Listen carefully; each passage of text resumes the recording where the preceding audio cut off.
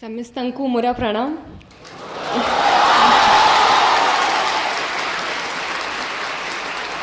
ଆପଣମାନେ କେମିତି ଅଛନ୍ତି ସମସ୍ତେ? ଆଜି ମୁଁ ଆପଣମାନଙ୍କ ଗହନରେ ଉପସ୍ଥିତ ଥିବାରୁ ବହୁତ ଖୁସି ମନେ କରୁଅଛି।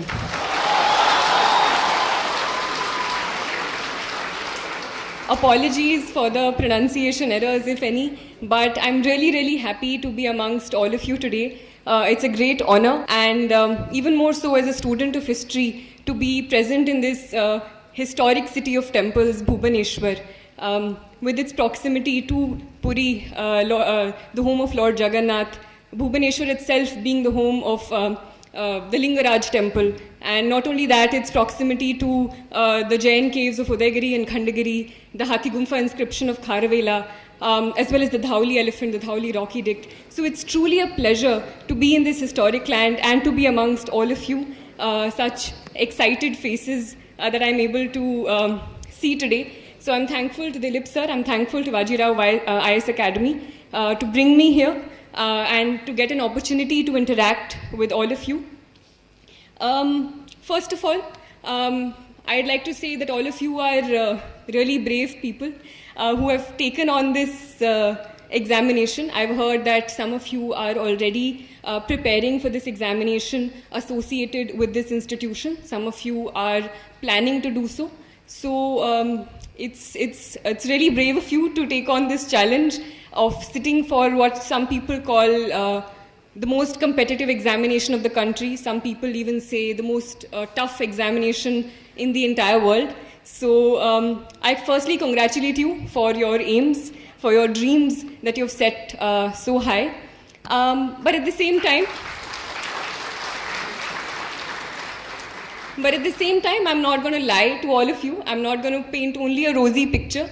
I'll tell you that it's going to be a tough journey. It's not an easy path. There will be ups and downs. There'll be times when you feel like you don't want to study anymore. You feel even if you're studying, you're not getting what you desire.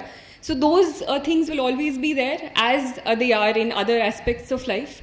But at the same time, you must also realize that it's not people who drop in from another planet who tend to achieve their dreams or achieve whatever they want to. It's people like you and me. And before 30th June, even I didn't know that I would be standing here today. So, and I think the beauty of this examination is when you see the diverse nature, the diversity in the results that we also often get. So there are people represented from all over the country, from almost all states of the country. There are people from rural backgrounds, there are people from urban backgrounds, there are people who have gone to the best colleges and universities. At the same time, there are people who have gone to their local government schools in extremely rural backgrounds, having farming backgrounds. So I think more important than anything else in this preparation is this strong will to succeed. And I hope that all of you, with the correct preparation, with the correct strategy, with the correct guidance, as well as, of course, your hard work, your self-discipline, I'm sure that all of you will achieve your dreams someday. For some of you, it may be the civil services examination.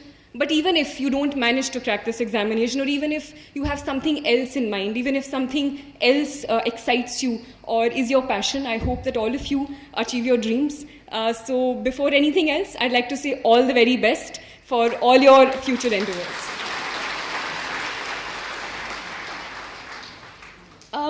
And I'm no one to come and give you success mantras or tell you. I'm also at the very beginning of my journey, so I'm not going to tell you success mantras as to how to succeed in life.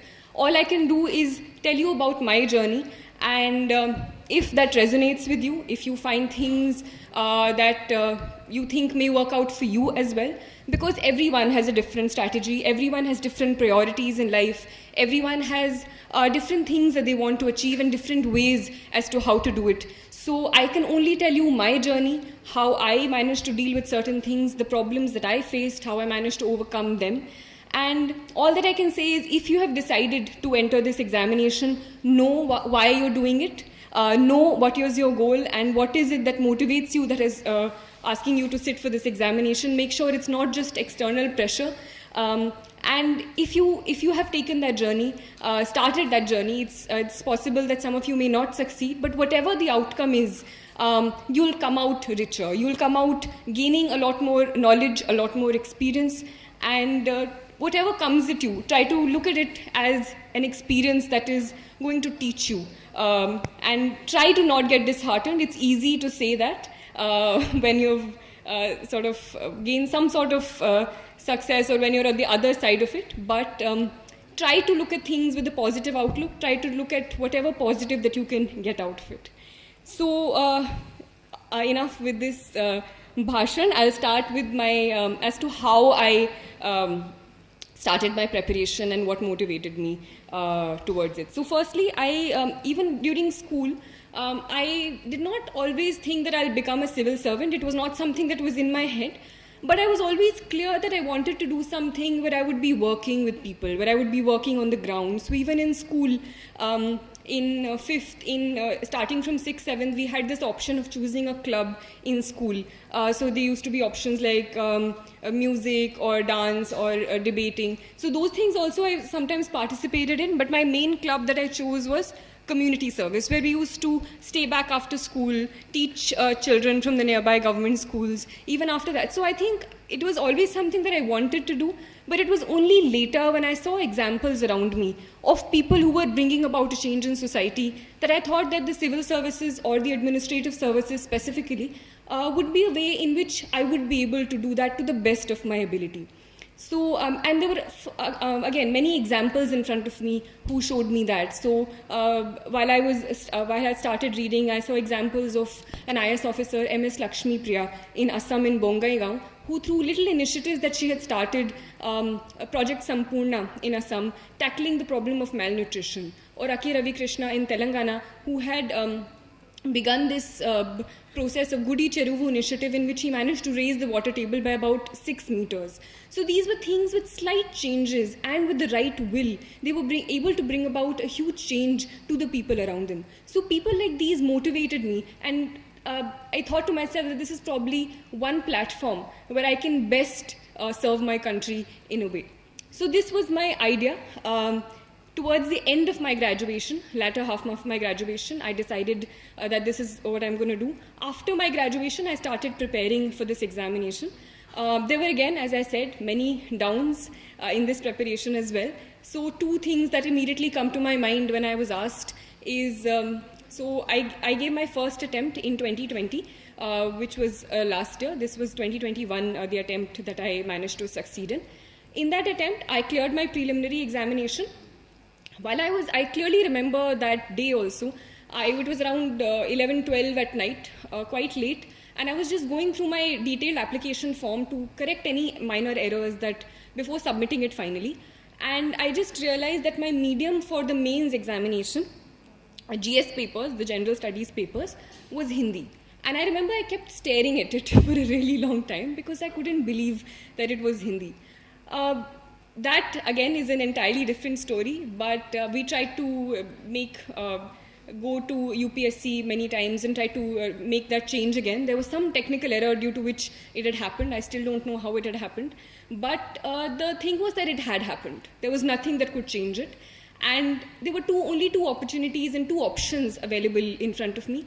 Either I could forego my attempt and leave it and wait for the next mains and prepare for the next mains and next prelims, or I could do whatever I could in those 2 months and try to give the examination in Hindi. And I chose the latter. I think at that time, even for a second, I think it did not occur to me that I could somehow leave it. And I think I'm no one to preach, but I'd just like to say that anything that life gives you, I think it's always a good idea to take it for the positive. And it's often said that life is 20% what is given to you and 80% of what you make of it or what you see it as. So I probably saw it as another opportunity to learn Hindi better or learn my language better. So in those 2 months, so things like, it's easy to learn because I liked Hindi. Reading Hindi is my mother tongue, but learning it in a completely different way in terms of technical terms was a whole new challenge. So GDP became Sakal Gharelu Utpad. longitude